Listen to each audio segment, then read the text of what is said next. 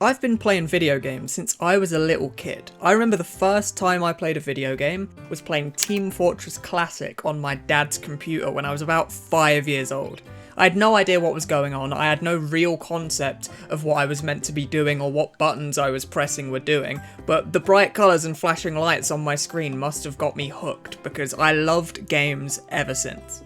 I played Team Fortress Classic once I got older too, and the game is pretty fun, although it doesn't really age very well, and all of the servers by now are completely barren. But I still have a soft spot for the game, despite it being a little bit dated and a little bit janky by today's standards. But when you're a kid, you're not exactly the wisest games critic that you could possibly be, are you? Your concept of what is and isn't fun is likely way less in depth than it would be when you're an older teenager or an adult, and your younger self has played less games than you have, so it has less games to use as a benchmark for what is and is not a good game. So many of the games that I love today released more than a decade ago, and even the newer titles that I hold dear are still very old. While writing this, I found that The Binding of Isaac Rebirth came out 6 years ago, and it'll have its 7th anniversary this year.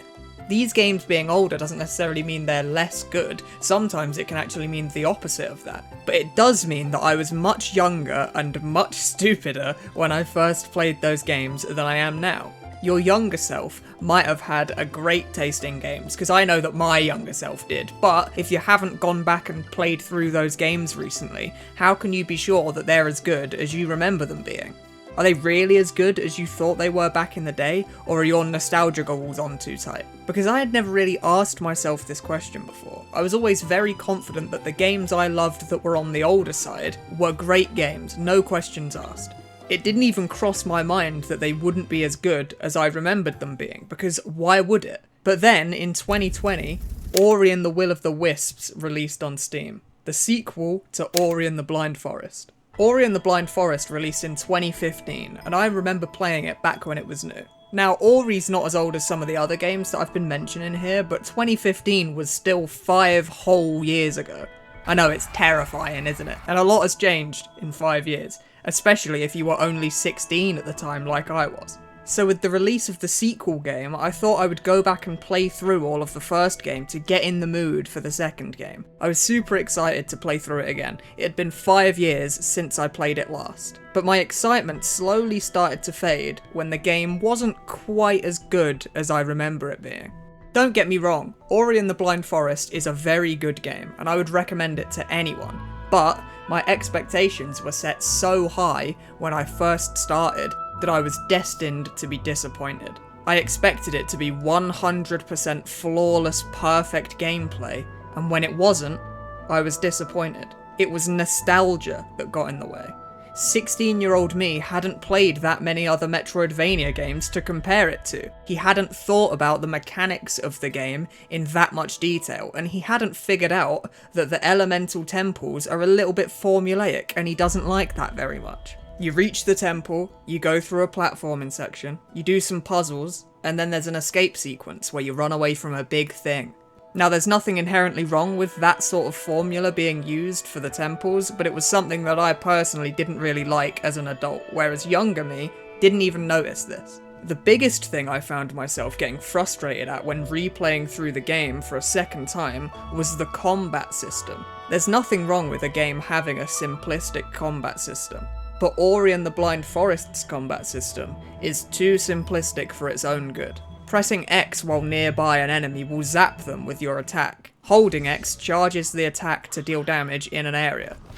And that's basically it. This isn't really a problem in and of itself, because Ori is much more about the platforming and the puzzles than it is the combat, but it becomes a problem in areas where you're forced to use the combat system. Some areas lock you in a room with an enemy and don't let you out until you kill it, and some areas don't technically require combat to traverse, but avoiding enemies would be much, much harder than just killing them with the combat system. The best part about the combat in Ori is Bash, which is a platforming move where you can grab onto enemies and objects and then fling yourself in one direction and the enemy or object in the other direction. This is probably the most fun part about the combat system in the game, but when that's the only fun ability that you can use, That stops being fun after a couple of hundred repetitions of throwing enemies around.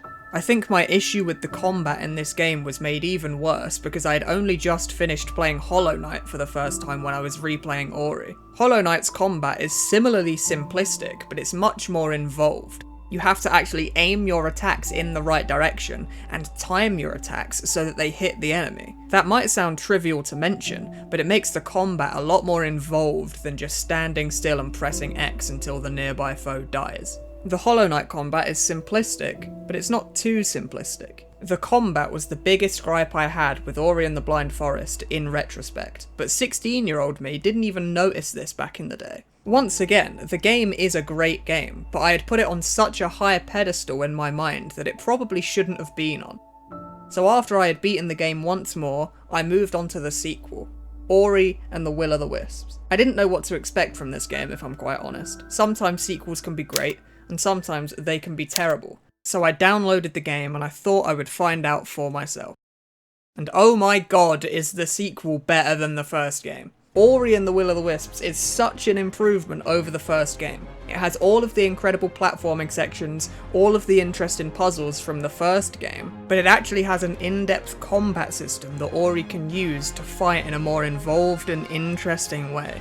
After just having played through the first game, the second game came as a massive surprise to me on how good it was, and how many improvements that it had actually made. The first time it shows you the combat system is towards the beginning of the game. Ori picks up a torch, and she uses it to like break down some barriers. And then there's a chase scene where you're running away from this giant wolf, and she runs towards this clearing and then...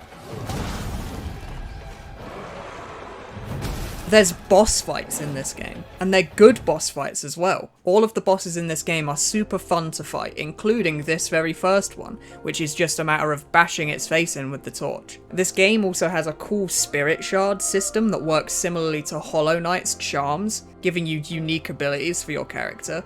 There's a number of different abilities you can unlock, and you can switch between them at a press of a button at mid-combat. There's a cute little hub world called the Wellspring Glades, which lets you take up little side quests to fix up the little village. This game is incredible. It made so many improvements on the original, and I was not at all disappointed by its release.